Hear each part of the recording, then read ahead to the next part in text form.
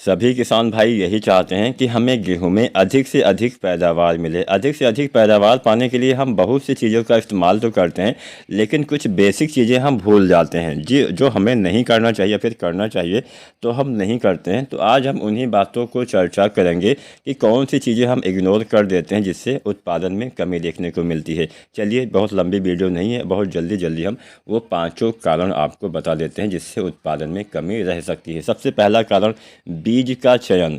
अच्छी किस्म का आप चयन नहीं कर पाते हैं। कई बार हम बहुत सारे मतलब जो दुकानदार होते हैं बोलते हैं ये वैरायटी नई है, अच्छा उत्पादन देगी, लेकिन होता क्या है कि पुरानी वाली ही वैरायटी कोई दे देते हैं। मतलब बीजों में धोखाधड़ी आजकल बहुत ज़्यादा हो रही है, खासकर गेहूं के बीज में तो और ज़्यादा हो रही है।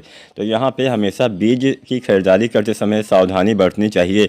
हमेशा प्रमाणित संस्थाओं से ही आपको बीज की खरीदारी करनी चाहिए। कोशिश करिए नए नए बीज लगाइए जिसमें बीमारियाँ कम लगती है, और अपने क्षेत्र के हिसाब से, अपने इलाके के हिसाब से बीजों का चयन करेंगे तो ही आपको अच्छा लाभ मिलेगा। अच्छे से खेत की तैयारी करिए, अच्छे से बीज का चयन करिए। और यहाँ पे सबसे ज़रूरी बात, सिंचाई पे ध्यान देना पड़ेगा। अगर आप सिंचाई पे ध्यान नहीं दे पाएंगे तो भी पैदावार में कमी आएगी। भले ही आपने कितना खाद डाल दिया है, इससे कोई फ़र्क नहीं पड़ता है। इससे फ़र्क इतना पड़ता है कि हाँ, पौधे का विकास सही से होगा।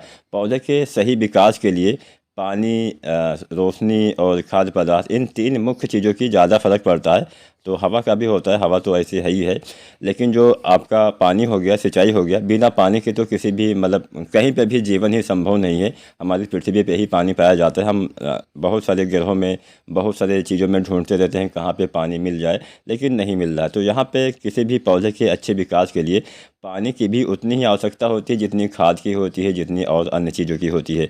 और रही बात पानी की, तो वैसे तो गेहूं की फसल में बहुत ज़्यादा भर के पानी नहीं देना होता है, लेकिन हाँ, समय समय पे पानी, मिट्टी में नमी बनी होनी चाहिए, इतना पानी तो चाहिए ही। अब यहाँ पे किसान साथियों, पहला पानी जो होता है वो काफ़ी ज़्यादा मतलब महत्वपूर्ण होता है। पहला पानी हम ग्राउंड स्टेज, जिसको हम जड़ अवस्था बोलते हैं, उस अवस्था में लगाते हैं। लेकिन यहाँ पे पहला पानी लगाते समय बहुत सारी गलती करते हैं, इसीलिए पैदावार कम मिलता है। कैसे?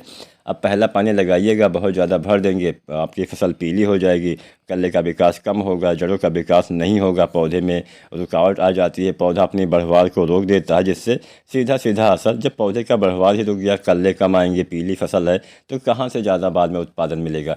तो कभी भी पहले तो अपने खेत को आप लेबल करवाइए, बराबर करवाइए। जहाँ पे खेत लेबल होता है वहाँ पे तो आपको आसानी से पता चल जाता है कितना पानी हो गया, लेकिन जहाँ पे खेत लेवल नहीं होता है, कहीं पे ऊंचा है, कहीं पे नीचा है, नीची वाले जगह पे पानी भर जाता है, ऊपर पानी ही नहीं जाता है। ऊपर पानी ले जाने के चक्कर में हम ज़्यादा पानी लगाते हैं और नीचे पानी का ज़्यादा भराव हो जाता है। ऐसी कंडीशन में जहाँ पे पानी भरा हुआ है वहाँ की फसल आपकी पीली हो जाएगी। जब वो जो पीलापन है वो किसी भी दवा से जाने वाला नहीं है, क्योंकि वो नाइट्रोजन की कमी तो है नहीं। वो पौधे एकदम तनाव में चले जाते हैं, जड़ों को काफ़ी ज़्यादा नुकसान पहुँचता है ऐसी अवस्था में। तो कभी भी पानी भरना नहीं है, पहला सिंचाई हल्की करिएगा। और अगर अभी तक आपने गेहूं की बुआई नहीं की है तो सबसे पहले, अगर आपका खेत अभी समतल नहीं है, सबसे पहले लेबल करवाइए। एक बार ही आपको लेबल करवाना पड़ेगा, बार बार नहीं करवाना है। उसके बाद ही आपको गेहूं की बुआई करनी चाहिए। मेरे हिसाब से यही करना चाहिए, बाकी आपकी मर्जी। सिंचाई पे ध्यान दीजिए, खादों का इस्तेमाल सही समय पे करिए। गेहूं की बुआई करते समय 55 किलो DAP डालिए।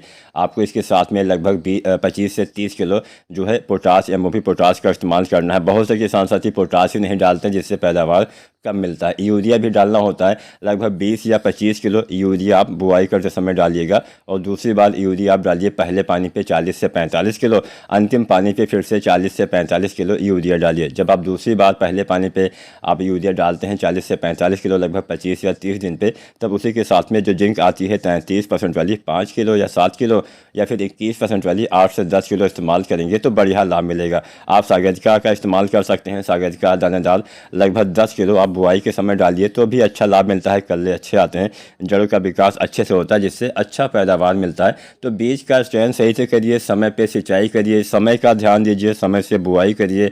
इसके साथ साथ समय से खादों का इस्तेमाल करिए। NPK 19-19-19 डालिए 30 से 35 दिन पे 1 से 1.5 किलो।